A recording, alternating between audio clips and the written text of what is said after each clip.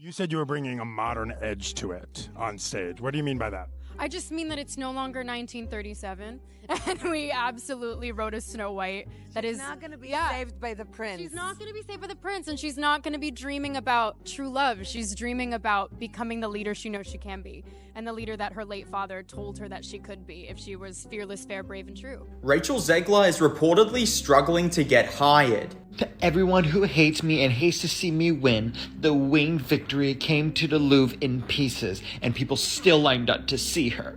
Okay, Lord Farquaad, calm down. You aren't the victim here. This is the bed that you made, and now you're forced to lie in it. I'll bring the news when I've danced off my shoes, when my body's closed down, when my boat's run aground. But it's hard.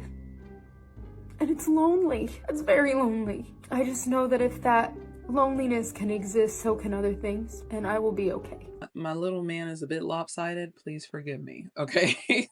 Have you ever met someone who on the surface checks all the boxes? Talented, charismatic, handpicked by legends. But the moment they speak, it's like the internet flips a switch and says, nope. We're not buying it. This is the case with Rachel Zegler, a rising star who in just a few years has gone from singing covers in her bedroom to starring in multi-million-dollar blockbusters.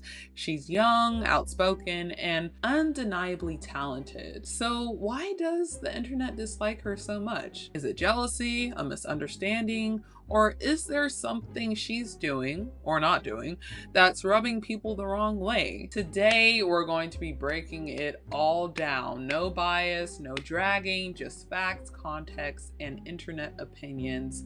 And by the end, you can decide for yourself. Is the backlash earned, or are we being too harsh?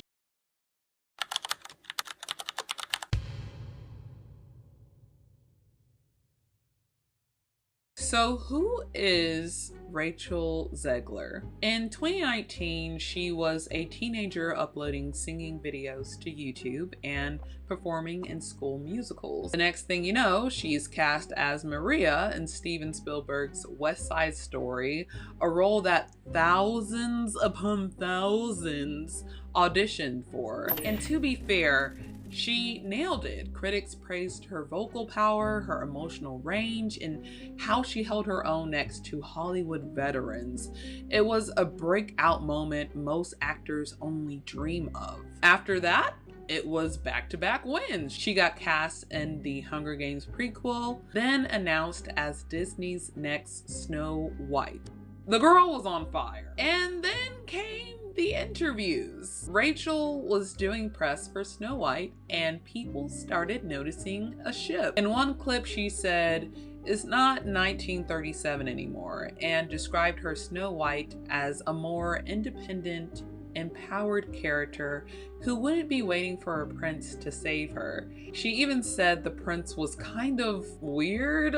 Honestly, that's where you messed up right there. Now, here's where things get complicated. A lot of people felt like she was dismissing the original film, something that holds nostalgic value for millions.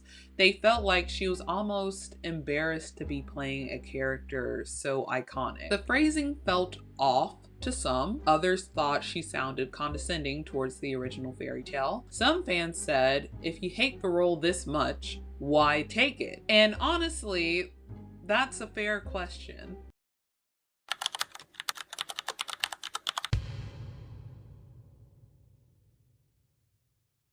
Now, when you look at the actual quotes in writing, they don't sound that bad. In fact, what she's saying aligns with a lot of modern takes on princess stories, female agency, empowerment, etc. But tone is everything. When the video clip circulated, people described her demeanor as smug, sarcastic, and even disrespectful. And this is where the line gets blurry. Was she just being playful and confident, or did she come off like she was above the material? The internet decided it was the latter. Let's be honest, some of the backlash Rachel faced wasn't just about tone. People had concerns about the direction of the film itself. The doors were removed or reimagined. The set photos looked off. The entire remake seemed to be veering away from its roots, and to many that was frustrating. And because Rachel was front and center in every interview, she became the face of the entire project. Even though she's not writing the script or designing the costumes, people saw her as a spokesperson for everything they disliked. Now, one valid point the public kept bringing up was, if you're going to reimagine a beloved story, do it with respect. People didn't mind the updates, they just didn't want the original to be mocked in the process. And that's fair.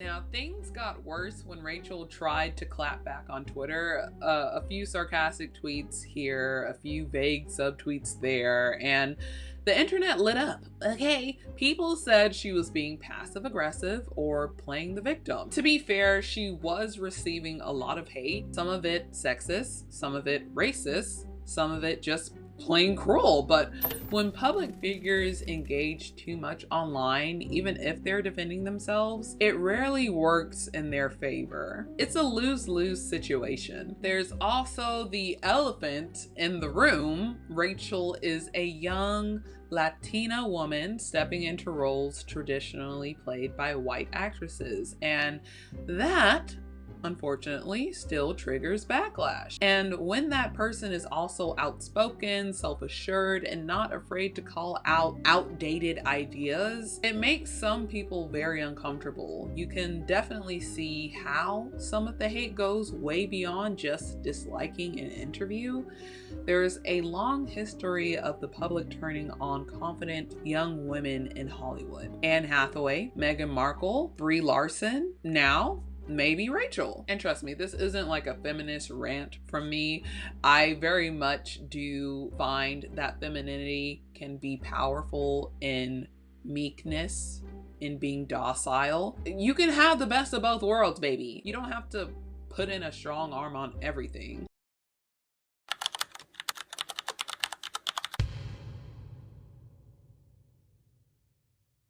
Here's where we try to be fair. People who criticize Rachel's interviews aren't all haters. Some of them are just passionate fans who love Disney and feel like she mocked something they care about. Some are pointing out how public figures need media training, that it's not just about what you say, but how you say it. At the same time, Rachel is human. She's 22. She's in the middle of a fame storm most of us could never handle. And if she comes off awkward or defensive sometimes, maybe that's just part of learning. She's not the villain. Maybe she's not a flawless victim either. So what now? Well, Rachel still has a huge career ahead of her. The Hunger Games prequel gave her another spotlight, and future roles will give her a chance to show more sides of herself. The key? Growth, self-awareness, and maybe a little less snark in interviews. Hollywood is full of second chances. Public opinion changes fast, and if she lets the work speak louder than the drama, she might just flip the narrative in her favor. Getting back to the topic, why don't people like Rachel Zegler? Maybe it's a mix of media missteps, poor PR, changing audience expectations, and good old-fashioned internet misogyny. Or maybe she's just the latest example of how hard it is to be young, female, and famous without saying the wrong thing once and being labeled forever. Let me know what you think. Is the criticism fair? Do you think Rachel's attitude needs adjusting, or are people being too harsh on a rising star? Drop your thoughts below, and if you enjoyed this breakdown, don't forget to subscribe for more deep dives and drama. I'll see you in the next one. Bye, guys.